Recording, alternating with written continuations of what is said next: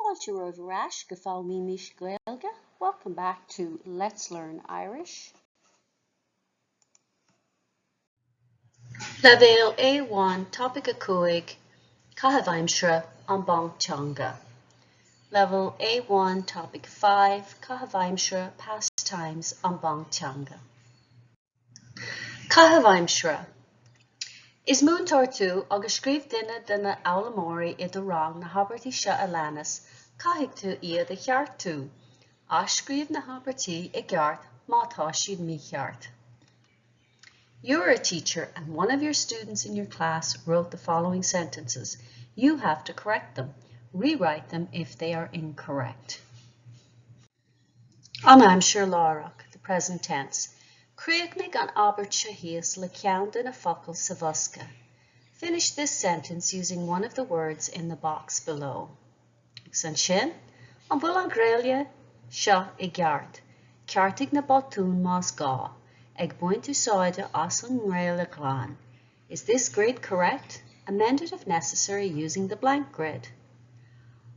Ahraigh ga ceann na rátí seo a leanas go ceistena sa dara parsa uha. Change each one of the following statements into a question in the second person singular. Ag, chuig, no, godí. Ag, chuig, or godí. Lei na habairtí seo a leanas. Rannóg an freagra ceart ó na focail sa bhosca chun na habairtí a chríochnú. Ná déan dearmad go mhuintir úsáid as chuig go generalta nuair a mbíonn ócáid I gceist agus go mhuintir úsáid as godí go generalta nuair a bhíonn áit nó fergan a gceist. Read the following sentences. Select the correct answer from the words in the box to complete the sentences. Remember, you usually use chuig when referring to an event, and you usually use godí when referring to a place or building. Leitheanta na seachtaine, days of the week. Té godí www.rte.ie nó radio na life agus féachar na skedal. Ligart gnéistin tú le clár a bháin gach lá. Scríb Albert nó do gach lá, mar hampel éistim le an saoil ó dheas gach ine. So go to www.rte.ie or www.radionalifi and look at the schedules. Pretend you listen to one show every day. Write a sentence for each day of the week. For example, éistim leis an saoil ó dheas gach ine. I listen to an saoil ó dheas gach every Friday. Na stáisiúin, the stations. Creailtear radio na life agus radio na Gaeltachta as Gaeilge amháin. So radio na life and radio na Gaeltachta are broadcast entirely in Irish. Creailtear radio na Gaeltachta go náisiúnta agus creailtear radio na life I Míle ó Clia. So radio na Gaeltach broadcasts nationally while radio na life broadcasts in Dublin. Tá an dá stáisiúin fáil beo líne. Both stations are available live online. Cruan radio na Gaeltachta, seirbhís iomlán radio fáil de phobal na Gaeltachta agus de lucht labhartha na Gaeilge fud na tíre. So Radio na Gaeltachta provides a national Irish language radio service as part of RTE's public broadcasting service. Buíoch Radio na life le seirbhís radio pobal dírithe a sholáthar de phobal na Gaeilge I Míle ó Clia agus sa cheantar má gcuid bhain nabhrabhúsach. So Radio na life was set up to provide a community-oriented Irish language radio station to the Irish-speaking community of Dublin and the surrounding areas on a non-profit basis. An bhfuil tú ar an eolas faoi aon stáisiún nó suíomh gréasán eile a chraol an clár as Gaeilge? So do you know of any other radio stations or websites that broadcast shows as Gaeilge? Caitheamh, who are they? Ar éis tú riamh le clár radio na Gaeilge? Have you ever listened to a radio program as Gaeilge? Cén clár? What program? Cén stáisiún nó suíomh gréasán? So which station or website? Conas is féidir leis na stáisiún radio cabhrú leat mar amhlaimóir Gaeilge. How can the radio stations help you as an Irish learner? An bhfuil tú ar an eolas faoi aon stáisiún radio a chur an chlár ar fáil d'amhlaimóirí Gaeilge, déan cuardach. So do you know of any radio stations that provide programs for people learning Irish? Try finding one. Caitheamh, when? Lé na habartí sehalánas agus scríobh an frás a cuí sa spás cuí. Read the following sentences and write the appropriate phrase in the correct space.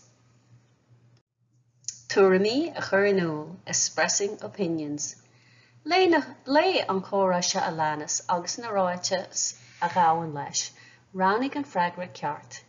Read the following conversation and statements. Select the correct answer. Cad a dúirt Niamh. What did Niamh say? Críochnaigh an gcóra sehalánas, Rannóg na freagraí ón mosca ag bon an leithnig. Bhí cuaireamach mar tá níos mó freagraí ná spásanna. Finish the following conversation.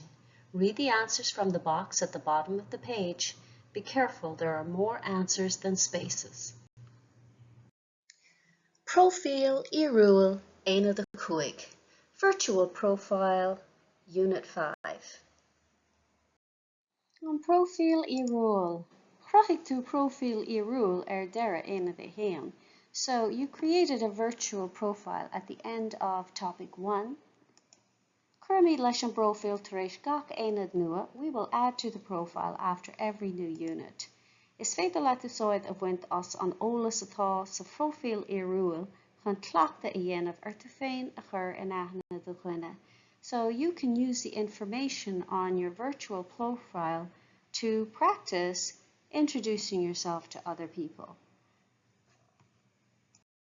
Ní gá duit do honraí persanta a úsáid. You don't have to use your personal details or information. Détá do haolaíocht a úsáid agus profile bréachach a chruthú.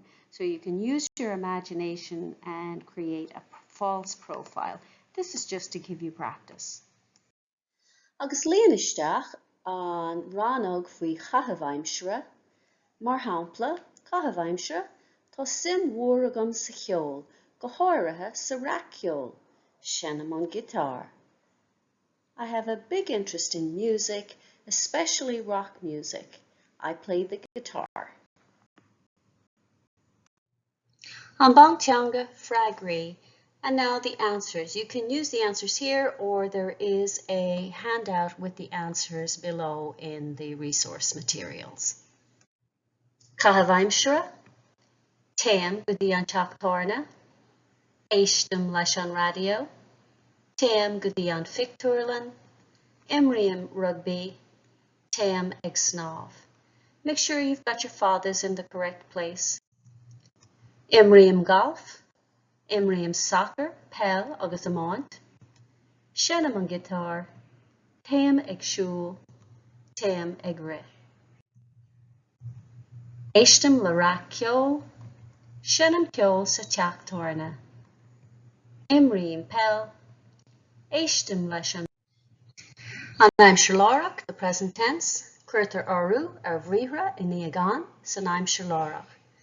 An eclipse is placed on verbs after on in the present tense.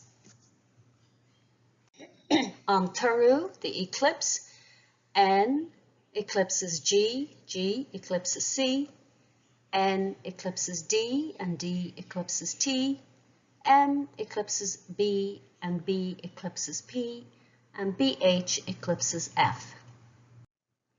On Aimsire lárach, an imríonn tú ladóg, an éistin tú le ceol clásicach, an bhéachann tú ar an nuacht, an déan tú ag siúl, an seanann tú an guitar, an malat pell, an déan tú chuig drámaí, an malat raceol.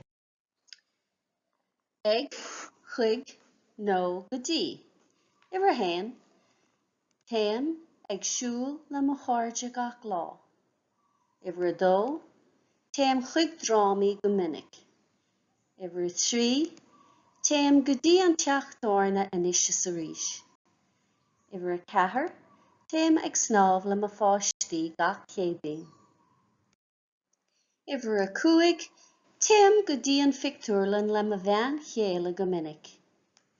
Iver sé, téim ag rith gach ihe le mo chara ímar. Iver seacht, téim chuig scanáin le mo air chéile I gcónaí. Iver hocht, téim go dtí an airclann ag ggurcaigh aníise sa ríis. Tuair mí a chur in uail. Iver hain is spráil a darach pell, tá sé sin fíor. Iver dó is mála cíorán ceol clásicach, ní deirtear. Iver trí, ní mála cíorán rac ceol, bréagach. Iver cethair, ní henan darach an gitár, bréagach. Iver cúig, imríonn cíorán imáid, ní deirtear. Iver sé is fuail a cíorán sport, ní deirtear. Iver seacht, níl simdá laide darach sa cheol, bréagach. Iver a hocht, ní haineann darach cheol sa teachtarna áitiúil gach ine, fíor. Iver a ní, seanan darach cheol sa teachtarna áitiúil gach sathairn, fíor. Léon cíorán an nuachtán nuair a bhíonn Aimsire, ní deirtear. Agus cad a dúirt níomh. Iver a hain, iver trí, ní éacham ach féacham ar an nuacht aníise sa ríis cad fuatsa. Iver dó, sé, an bhéachan tú ar TG cethair. Iver trí, dó, is maith, féacham ar rugby, beo, go minic, is bráil am sport. Agus iver a cethair, imríonn golf agus ladóg, an má leat sa sport. Tá na nótaí agus bilóga oibre le fáil in éineacht le cóid fuaimne agus nasca na cuisle, suíomh lúscartaí.